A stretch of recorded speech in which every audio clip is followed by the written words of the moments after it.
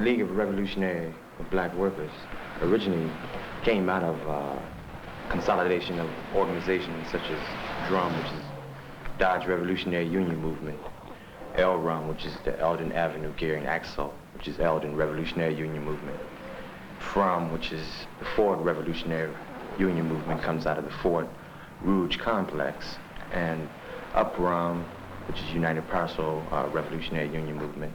Basically, Dodge Revolutionary Union Movement was the beginning of League of Revolutionary Black Workers. DRUM started from a grievance that the black workers had. At the time, they were running 56 units or automobiles an hour on the line. There was no additional help. Workers were doing almost twice as much work one day as they were doing the day before. You know, the foreman on the line, he has obligation to see that his section runs smoothly, and a lot of times, you know, they'll notice defective automobiles going down the line. You know, all he wants to do is get it the hell out of his area. You know, get that car out on the street. You know, and edit by any means necessary. This is when we began to realize we were in a twofold struggle. We soon started making demands that it would seem that the UAW should have been making, such as the demands on the production standards, the overtime. Workers were beginning to question just who did the UAW represent, the workers or the corporation. September of 1967, a brother had been fired for no reason at all.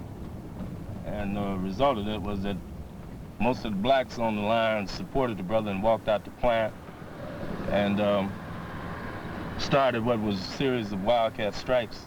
And hadn't been any strikes at Hamtramck in 14 years. So the next morning, we got up and came to the plant with our picket signs and bullhorns. What happened, the brothers just honored our picket line and the strike was really a success.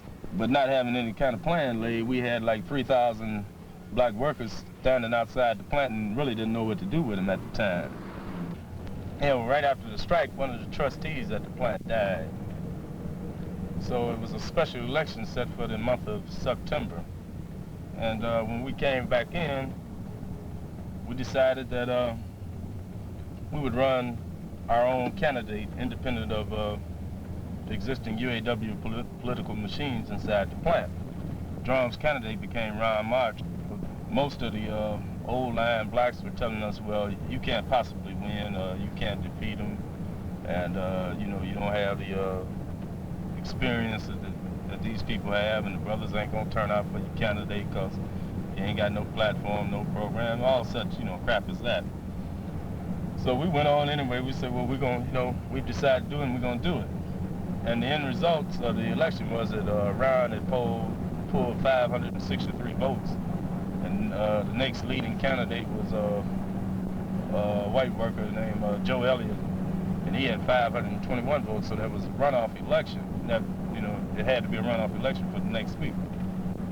But what happened immediately after the results of the election were given to the people, the Hamtramck Police Department started moving in a much more open way after that. About 50 of us go back to the Union Hall, which is right across the street from the police station.